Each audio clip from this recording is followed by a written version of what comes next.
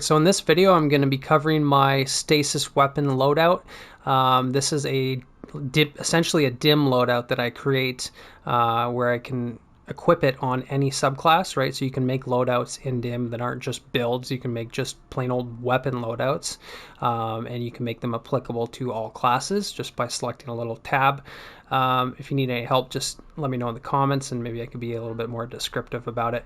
But basically, I do this for all subclasses so that if I just want to hop on the game and I'm just in the mood to play a certain subclass, so for example, I want to play Stasis, well, I could just equip 18 Stasis weapons, 9 in the Kinetic slot and 9 in the heavy slot, and that way I have all of the Stasis weapons that I can ever need to synergize with any Stasis build. So that's kind of the concept there, and this should help people out with the final shape. So if you just want to load into the game and you're not sure what to use, but maybe you just want to play a certain subclass, well, you can just, tag over all your best weapons that play into that subclass synergy, and you could be effective with it, right? It's not necessarily to say that this is the most optimal way to play, or that you should always match your elemental weapons with your subclass, but it's just something that you can do to very easily play the game without scratching your head or scanning through your vault or looking at different modifiers. It's just, okay, here's all of the weapons that play into this subclass that can stun champions, that can do crowd control like disorienting, shoot to loot to pick up armor charge and ammo from long range, different types of boss damage. So if it's like a dungeon or a raid and you need good boss damage for different types of targets and different damage phases, you should have all of the options available to you, right? So, okay, getting into it, in the kinetic weapon slot, we've got Wicked Implement, very good exotic primary weapon. Essentially, it has intrinsic overload and unstoppable, but not technically, right? It's just because it applies stasis debuffs, right? It applies slow stacks on precision hits to targets, so you can instantly stun overload champions, and you can very quickly freeze unstoppables and shatter them for a quick stun. Also, scout rifles are going to be overcharged all season long with unstoppable scout, so very good against unstops in general. You'll get faster stuns on unstops aside from waiting for the slow stacks to build up to a freeze, so that'll be very good there. And take note that because this thing produces stasis shards, it is basically going to have intrinsic frost armor, right? You're going to have to build into it with your subclass, make sure you can actually acquire frost armor through those stasis shard pickups, but Wicked Implement is going to be the best long-range method of getting frost armor outside of like Duskfield grenades on renewal grasps that you can throw at your feet. You don't have to go up and collect stasis shards. All you got to do is kill enemies from long range, and that Wicked Implement stasis shard, which is like a unique type of shard, is going to track to you from no matter how far away it is. It is going to get to you. It's going to find you. You're going to collect it. You're going to get access to frost armor, right? So yeah, Wicked Implement is about to be better for the next several months. Then we've got Verglaw Curve, which doesn't benefit from any kind of overcharge or champion stuns this season. However, it is still, in my opinion, the best stasis primary exotic weapon in the game for the simple fact that it basically can produce unlimited glacial grenades, and whether it's single stasis crystals or multiple in like a glacial grenade format, it's just constant stasis crystals, which means that you can proc Whisper of Shards over and over again and have that 6 times multiplier on your grenade energy, right? Because Whisper of Shards gives you 500% grenade energy when you break a stasis crystal. Verglaw Curve is the tool to make that happen, on top of the fact that you can lock down lanes, do ad clear, just over and get super energy because it's an exotic primary, get extra ammo. Top tier weapon, right? Next up, we've got Aegir's Scepter, which again, just a very good exotic stasis weapon, good at slowing enemies, good for instant freeze, for doing crowd control, for ad clear, and it pairs very nicely with Shadebinder, especially if you're on like Cenotath and you want to take advantage of the super mode on Aegir's, then you can actually extend the duration of the of the super mode with Cenotaph, and you could do a pretty good amount of damage, right? It's very good backup damage. Like if you're out of heavy ammo and you just need to use a special weapon, then Aegir Scepter is a good option. When you put this thing into super mode, it basically does the same amount of damage as like Thunderlord or a linear fusion rifle. Very good. Then, just like in my other subclass videos, doesn't matter what you're using, I recommend that you bring a sniper for every element, just as a ranged precision option. So a distant pull here is a rapid fire frame, which is the best frame for sniper rifles in general, for ammo, total damage, and DPS. Ammo economy is very good, especially if you have perks like this, triple tap, right?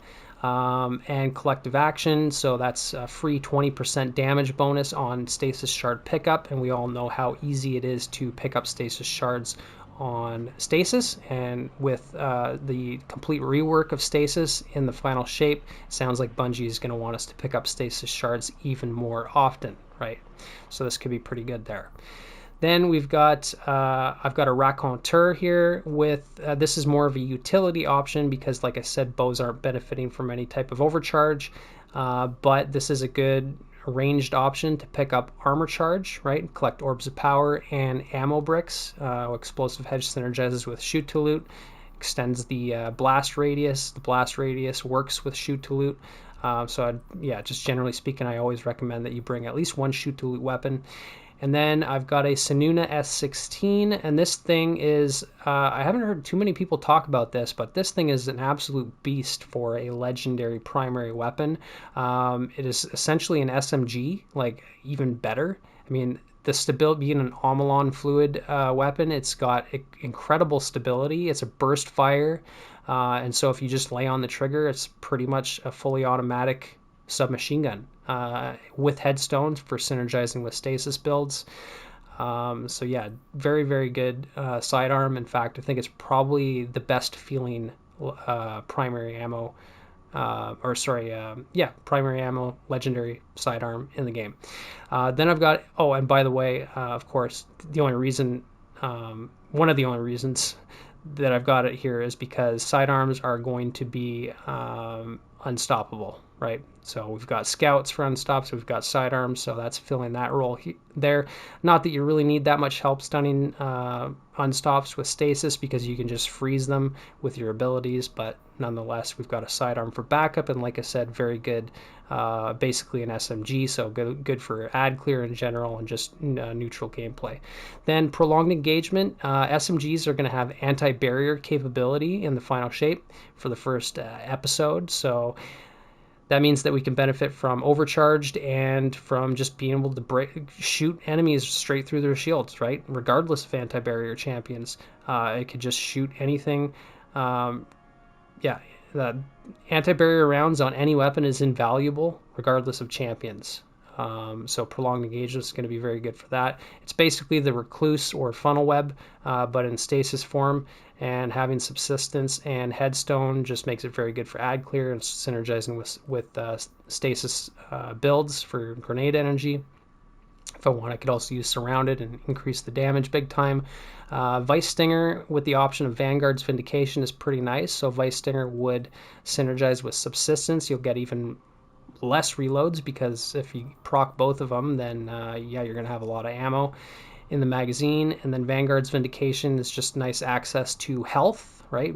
Especially with Whisper of Rhyme being reworked and us having less access to health without using like the harvest aspects, then Vanguard's Vindication could be pretty useful on stasis as well.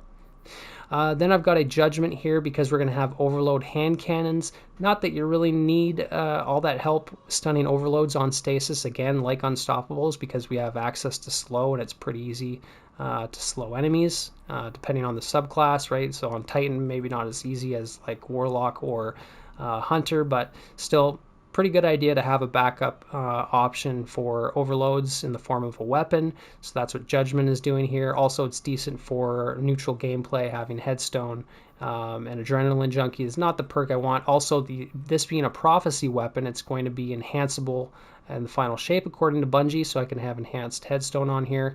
Ultimately, I'd prefer like Demolitionist or another perk instead of adrenaline junkie, but you know, that's just what I have, what I've got for now, so that's fine. Then I've got a new purpose, which is also anti-barrier, right? So SMGs and pulses take care of barriers, and can pierce all shields, so that's really nice. I ended up veering towards high impact frames for my pulses on these loadouts instead of rapid fires, because if you're going to use a rapid fire frame pulse rifle, even though they technically do more damage than high impacts, but not by much, the problem is rapid fire frames are not very good at long range, right?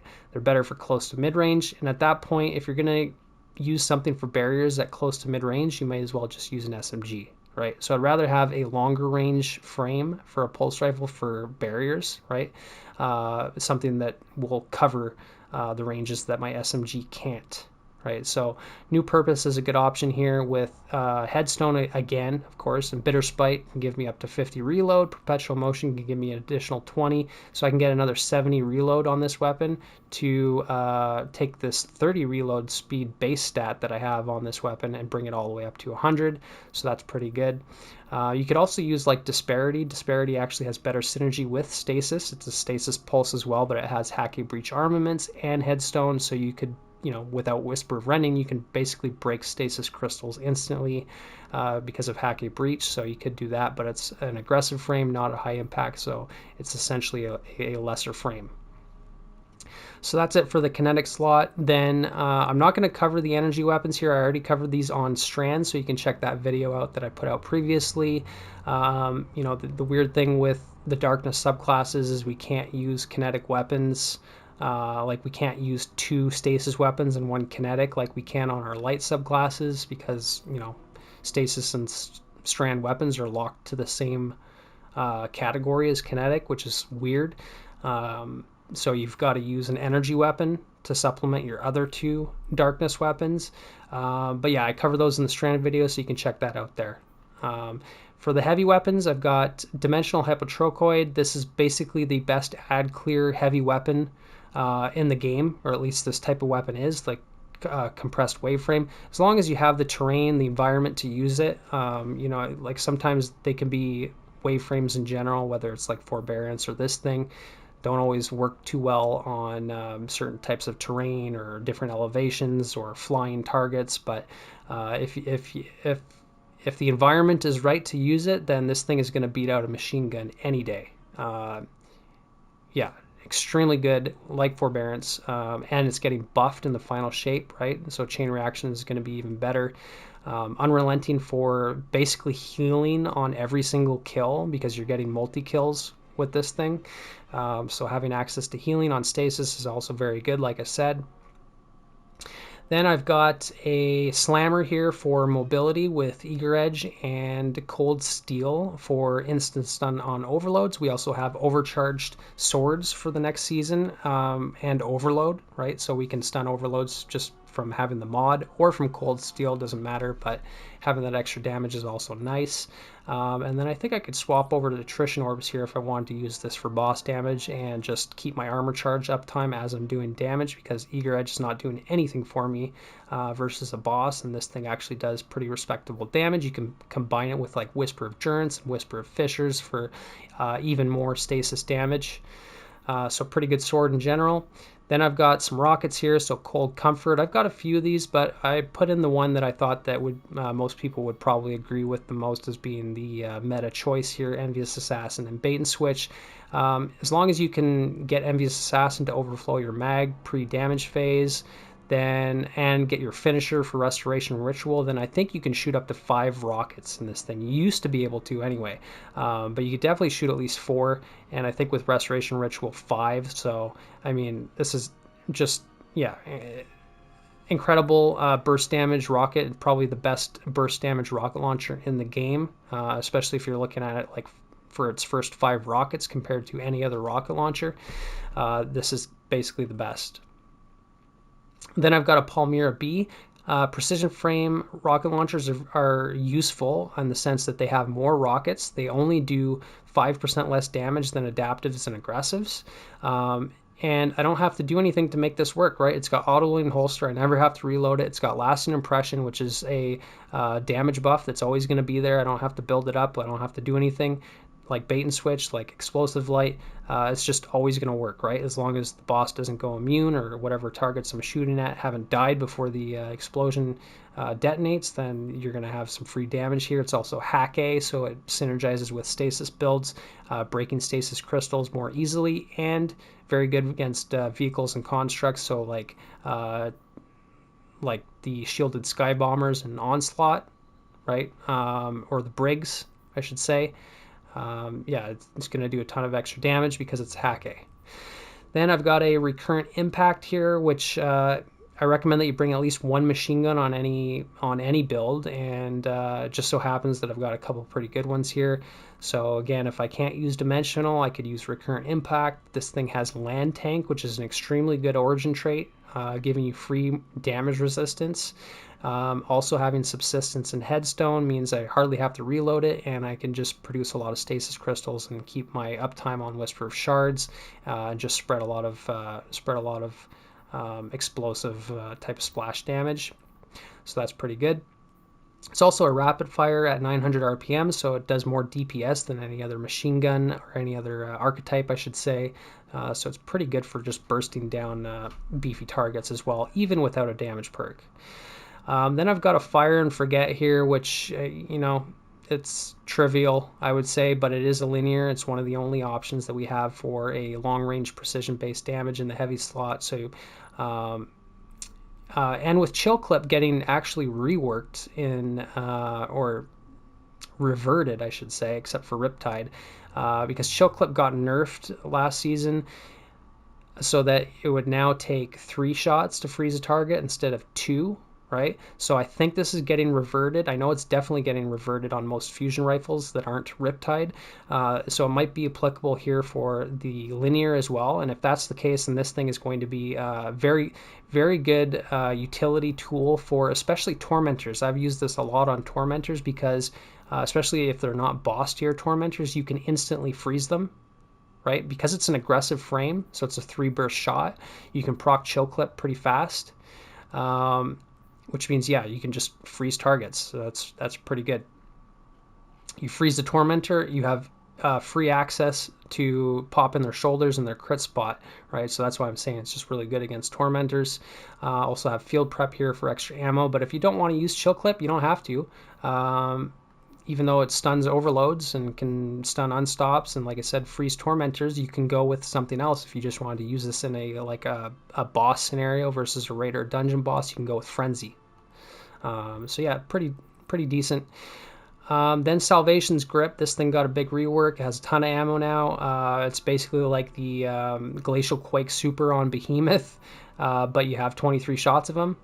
It's absolutely insane. It's very, very good. Then Quillam's Terminus. So this is my alternate machine gun. Like if I need healing and I can't get it from Dimensional Hypotrochoid, there's more ranged targets. There's more ranged targets. There's flying targets. The terrain isn't suitable for a waveframe. Then I can use Quillam's for instant healing, again with Headstone to synergize with the build, with Stasis. And then I've got a Bump in the Night, and I don't use this rocket launcher a whole lot, but it is nice with Demo and Frenzy, just for getting back some grenade energy. You can, if you can do some ad clear with this thing and burst down spawning groups of ads. If a bunch of ads are tightly wound together, you can get your grenade back pretty fast. And it's also it's also a good option to use versus bosses having Frenzy. Even though Frenzy's only a 15% damage buff, it gives you max reload, and max reload on a rocket launcher does increase your DPS by quite a fair margin. So I mean, Bump in the Night is still, it's still a top tier frame for a rocket launcher. So I would say it's still very, very good for those types of scenarios. And then, obviously having a free reload as well with Demo is nice. So yeah, that's it for this one. And I think that's it for this little mini series that I did on my elemental weapons. So, I might see you in the final shape, and then we could talk prismatic. So see you in the next one.